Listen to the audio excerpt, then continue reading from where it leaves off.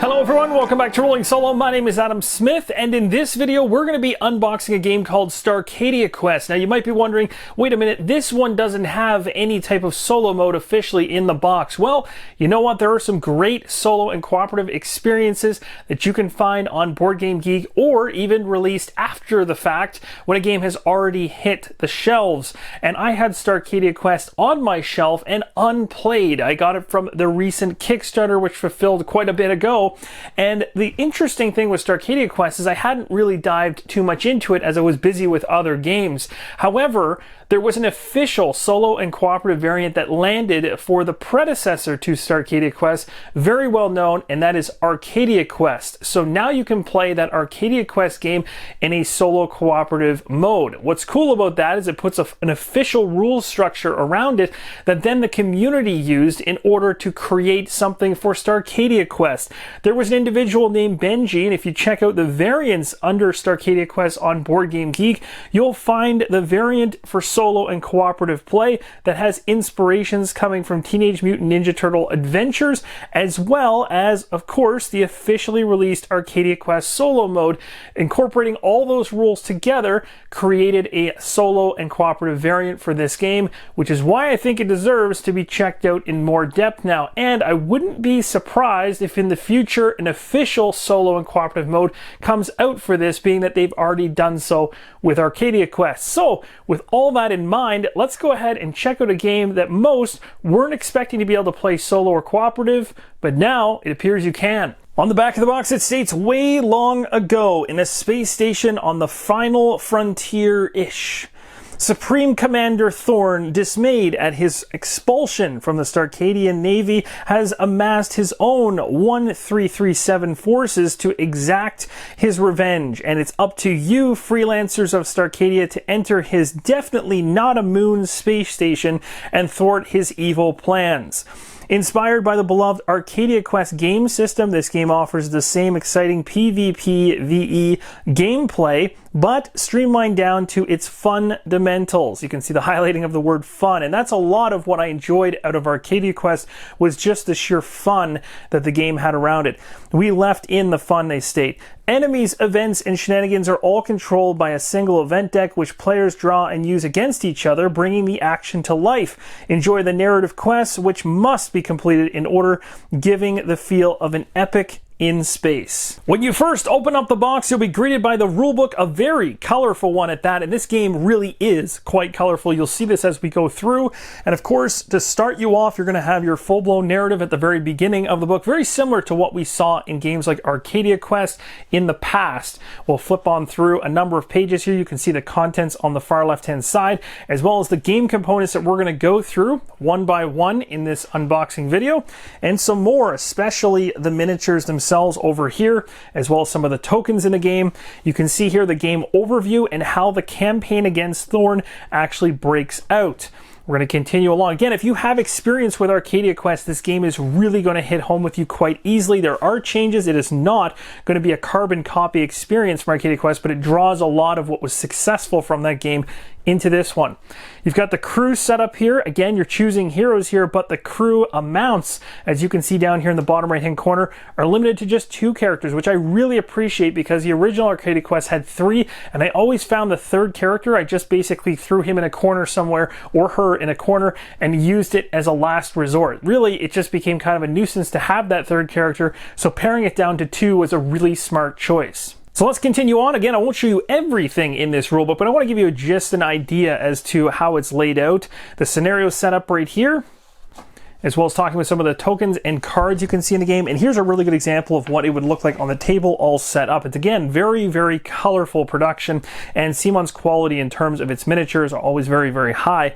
Now we're going to flip all the way to the back here to determine what we got. Of course, a rule summary here talking about the player turn, other rules to keep in note, things about campaigns, monster activation, quests, and upgrade phase. All this stuff really handy to have on the back. Honestly, if a rulebook doesn't have this these days, in terms of a summary or something like a quick lookup, I really don't appreciate it.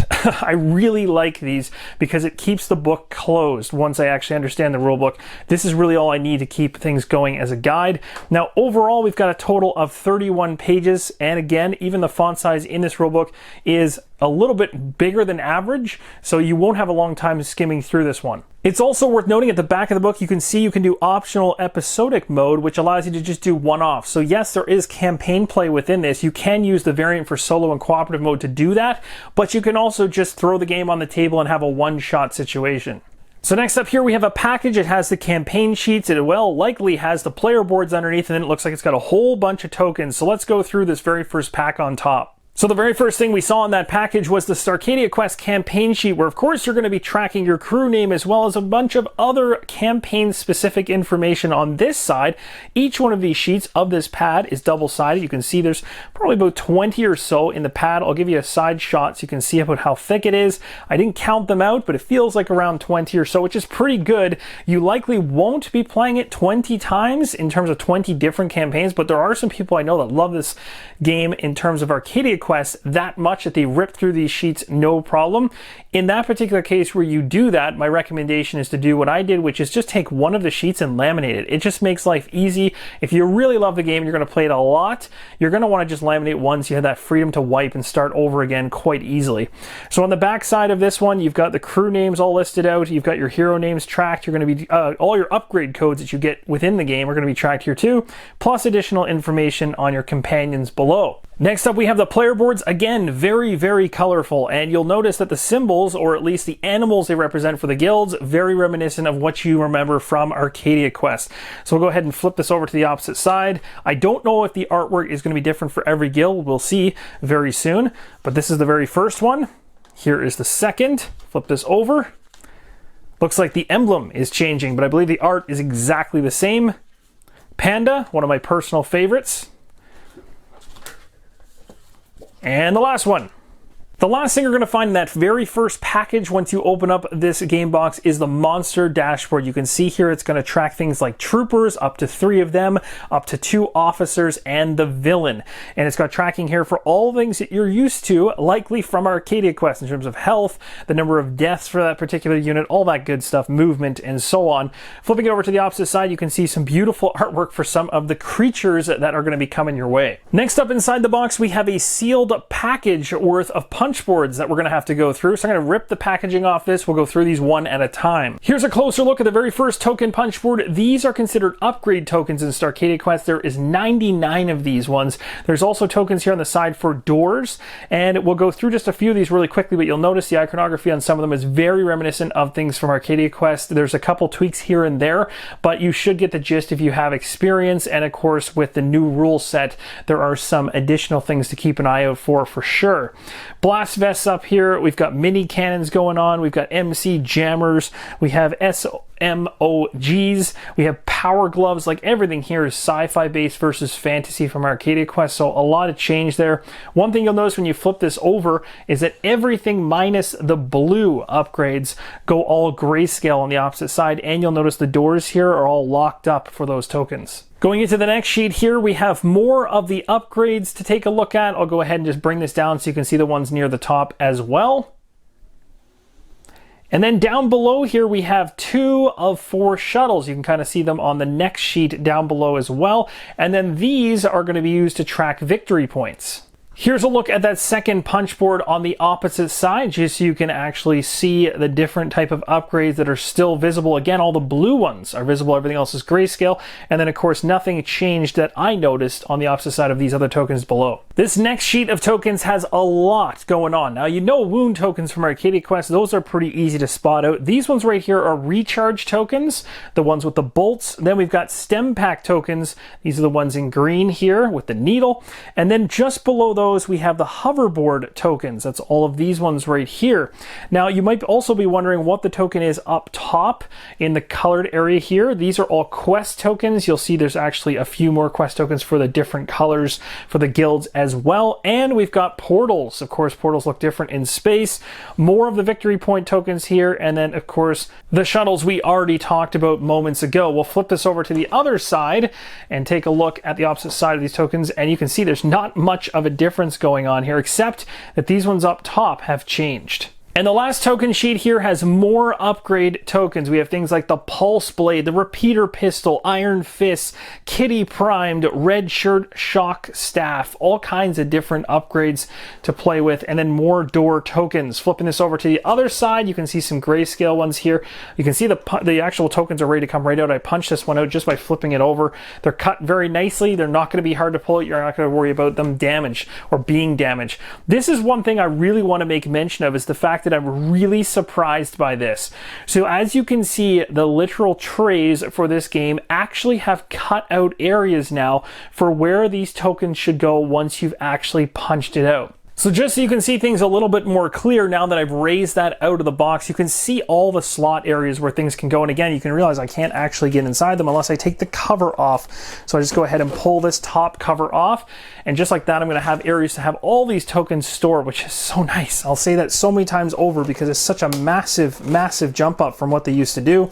And I really hope this is something they're going to continue to do going forward. Now, inside of this tray, we've got ourselves some tiles to go through. The very first thing I want to mention about these tiles that really impressed me is just the color and the vibrancy of those colors. They really pop off the table, and the camera, I hope, is doing them justice because they really are quite bright and printed very well. So the first thing I want to say is it's really interesting, the grid pattern that they got going on with this one. You can see what they've done is they've crammed more area into each of these tiles than even was present in Arcadia Quest. So now you've got a grid pattern of 4x4, so you're talking 16 spaces per tile, giving you a lot more freedom to move around. Of course, that's going to make some of the scenarios a little more varied, and also the strategies within them a little bit more interesting, perhaps. So that's quite an interesting change on their front. Flipping this over to the opposite side, this one is not double-sided. So this is where maybe things change, is that yes, they have gone ahead and moved up to 16 areas on one side of the tile, but it doesn't appear they're double-sided, at least for this first one. I'm guessing that's going to be a reoccurring theme as we go through it. So that's maybe where they've made that change for Starcadia Quest. Here's an interesting one. Looks like it is a major starting spot, probably for the guilds, or maybe it's just for all portals that are permanent in a particular spot on a quest. If that's the case, there'd be a lot of action going on in this room. I could see that turning into a nightmare scenario. Pretty cool looking. Again, the differences in the vibrancy of colors and the areas, the look and feel, very cool. Nothing really looks the exact same. So they're nailing that out of the park. I don't think I'll be flipping these over anymore because they're just single-sided. So we're going to keep on going, but you can see the colors are beautiful. Things are very varied, and some of these, like this one here, they're completely enclosed, so the only way to get into these locations is to actually take a portal through into them. So again, that's all part of the strategy, and if you're familiar with Arcadia Quest, you know all too well how that pans out sometimes. Here's one with all kinds of different sections to check out. Ooh, there, now we're getting into some really different ones here. So these are almost like they got all kinds of little, oh, that's actually really cool. And they've got the glass floor kind of look going on. That's actually a really nice one. I like that a lot. Here we go, kind of like a cryo chamber or some type of experiments going on in this room. That's a really nice one too. These tiles are beautiful. This one here is like kind of more like an engine room. That's a nice one. This is more like a pinkish hue going on with this one, or purple. That's pretty cool. And you can see that the difference too is you've got these areas where tokens are supposed to go. Again, that's very different than the way that you set up Arcadia Quest. You would always have to look at the rulebook to determine where tokens go. So if this is actually a way to quick set things up a little faster, I believe that's something that they were implementing with Zombicide 2.0 is, you know, spots that either already have the elements built into the tiles, so you know exactly where to put things, speeding up the setup times when you use certain tiles instead of having to rely on flipping through the rulebook to find that setup page. So if that's the case, that could cut down your setup, which, hey, that's always a good thing. And then we've got the last tile right here. So those are all the tiles that come inside of this one. Now, if you were curious how many tiles I just went through in total, there were 10 of them. That might be interesting for some people watching. These right here are the PvP quest cards. Let's go through each of these. I'll show you the backs. Now, it's not all PvP quests. There's actually some de-escalation scenarios here. And we'll continue on through this. I don't know if they're all going to be the exact same. We got the monster set up on one side, the dress to impress. So these are specific to each of the scenarios you're going to be playing inside the game. You can see like scenario 3C, the setup for them on the back. I might as well show you the backs of all these things as they actually have differences. Grand Theft Code. the setup for them. 2B. Hostile talk over. Nice. Distress signal. The play on words going on there for sure. We'll take a look at this side here. So this is going to show us, very interesting. So here's an example of how distress signal scenario 1 would be set up. You've got tiles. So I guess the tiles that you use are going to give you that random element where if you play scenario 1 again in the future, it's going to be different every time. So that's very different than Arcadia Quest, where the tiles used were always the exact same, which is probably why they went to those situations of marking or watermarking the tokens on certain spots so that those things are pre-set up and they don't have to explain those in these scenario things. So that's kind of cool and very interesting, different design change there. So we got Quest 1, Repel the Invaders, the PvE quest, the reward down below for victory points. Quest 2, Rescue the Robot. These are the quests within that particular scenario. 2A here has another setup going on. It talks about some of the important information you need to know about the quest tokens. I'll just go through these one at a time. Again, most of this is not spoilers because the actual tiles aren't even shown. So you have no idea what you're running into besides what is your objective when you get into the game. So this might give you an idea as to how the campaign will play out if you want to pause the screen and check them out further. But there certainly isn't too much spoilerish here in terms of what you're expecting to run into, with a lot of empty spaces for these tiles to lay. But I really like that. I like that every time you would go through a campaign and hit Dress to Impress, for instance, the layout's not going to be the exact same time. In other words, you can't just use the game to your advantage through pure knowledge of understanding the layout. I found that with Arcadia Quest, that was something you could become familiar with certain maps and know how to game the game, or at least put yourself into better situations to have a better chance at winning. So this might throw curveballs at you. You're going to have to try to change up your strategy based on the different type of tiles that will come at you. So that's very cool. And of course, you got the PvP quests. Very familiar with these, like kill yellow, kill blue, kill red, and kill green. Now these next cards might be a mix of other things together. Yeah, we got some villains here, we got some officers, troopers. These are going to represent all the different units in the game. And some other cards we'll go through, which we'll find out more about those in a second. We got some events in here. Actually, I think the rest are events all the way to the back. Yep. So flip this over to the other side, take a look. So we got a cryptocurrency heist. This particular one is an event, so you're going to see some of the events as we go through here, and this is going to be a deck that's going to throw things at you. And again, I believe the event deck is going to be using all the events, so there's constantly going to be change even in what will happen per scenario in the event deck, on top of the tiles being different per event, or per scenario, I should say. So that's kind of cool if I'm interpreting that correctly. So that really does throw a lot of replayability into the situation, which is quite nice to see, if that is the case. I am kind of making some assumptions here just based on what I know from playing enough board games and seeing how this is laid out currently, but seems to be the case. It has been a long time. I used to know everything about this game in and out, but I dropped off the planet with it with all the recent games I've been dealing with and playing through. So sometimes that slips out the back door of my mind. Here we've got cards per character. So here's one of the characters right here. Go through each of them. Again, you can pause the screen if you want to learn more about these characters. They follow a very similar look and feel to Arcadia Quest in terms of how they're laid out. Their major abilities right on the card there, and they've got their attack dice as well as their health. Now we get into the unit cards. Sorry about my thumb there, blocking over the ability there. They're very cool looking, I will say. There's Thorn, and all the way back around. So that is it for that deck of cards. This one here, if you actually open up this or remove this, these are cards we just went over. There's another compartment down below, and I found these inside of it. So you're going to get 2 bases for the 2 heroes inside your guild of each color, of course. Less than what was in Arcadia Quest with 3, but again, I appreciate that change. It might sound like a reduction in terms of the scale of the game, but honestly, it's actually better because focusing on 2 heroes is just such a better design than 3. 3, you just have an odd man or odd woman out type scenario. Here is the first miniature out of the box. It is a little guy. His name is a Scuttlebutt. There's actually 4 of them inside the box. I'll just go ahead and give you a look all the way around. Next up we have the Weebles, and there's 4 of these. Taking a look at some of the smallest ones inside this core box to start us off. Miniatures now getting a little bit bigger. This is an Octocold, and there are 4 of them inside the base box. We'll go ahead and take a look at all angles.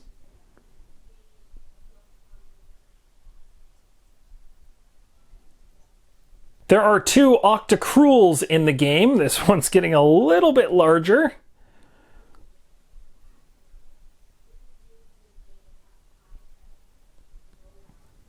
This character is called Iceheart, and there's only 1 in the box. Very cool looking pose, too. This creature's got a pretty awesome name. It's called a Peekaboom, and there are 4 of them inside the box. These guys are big.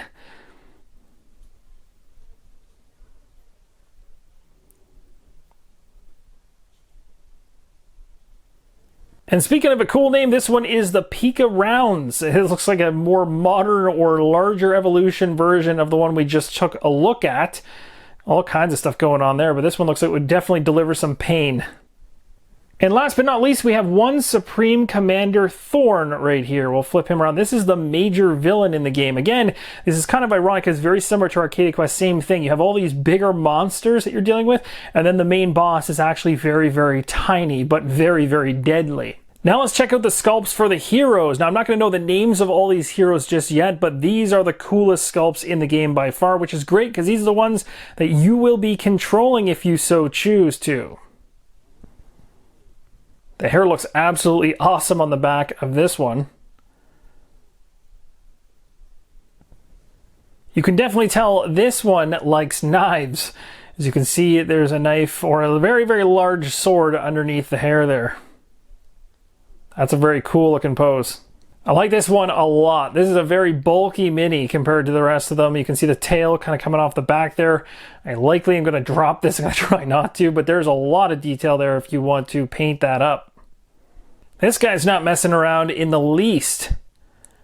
He's got the flat top look, big time gun, big time muscle. Another one with a really cool dynamic pose holding up some knives or swords. This one I really like. I like them all so far, honestly. They're all so cool looking. She's got a great design as well. Check out the hair. That looks so nice. All individual strands and everything. That's so cool. And last but not least, we have the smallest in terms of height from the ground miniature for the heroes. This little one right here.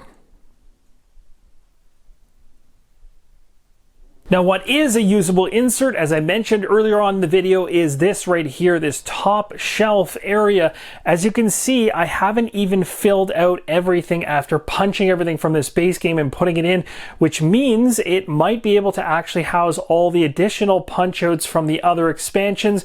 That's something I'm going to have to look into, but it appears they've made room for additional content here. We've got areas for extra tokens on all 3 slots, more of the portals up here. The door areas are not all filled out. We got a section here still available. We have a section here and a section here for upgrades. So I also went ahead and tried to store all the tiles face down instead of straight up and down. If you put them straight up and down, you can't get this cover lid back on top. But if you lay them all flat like I just did, you can completely close the housing in.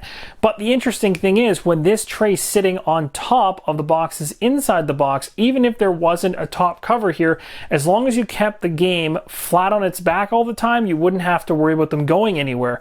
It'd only be if you wanted to store them straight up vertical, which I tend to do with most of my games, that you'd have a problem. So it might appear that this is probably the typical layout for storing the core experience, and maybe there isn't as much room as I thought for extra upgrades. I'll have to check all the expansions I picked up during the Kickstarter to see how many more upgrades come with them. If there isn't much more, it still might all fit, as there's still tons of room here for tokens around the board, plus portals and doors. So who knows? I'll have to dive into all those other boxes to determine that, but worst case scenario, I know that I can put these straight up and down, remove this top cover, and gain almost a section or 2 worth of space, which should be enough to house everything inside. And that's going to conclude the unboxing for Starcadia Quest. I hope this video helps you make an informed decision on whether this game is for you. Make note of the fact in the Board Game Geek variant section of Starcadia Quest, there's a community-driven solo and cooperative mode that you can use in order to play this game in a solo fashion, or you can get the official rule set for Arcadia Quest and go that route. So either way, you have options within this system. Thank you guys so much for watching, and as always, keep on rolling solo.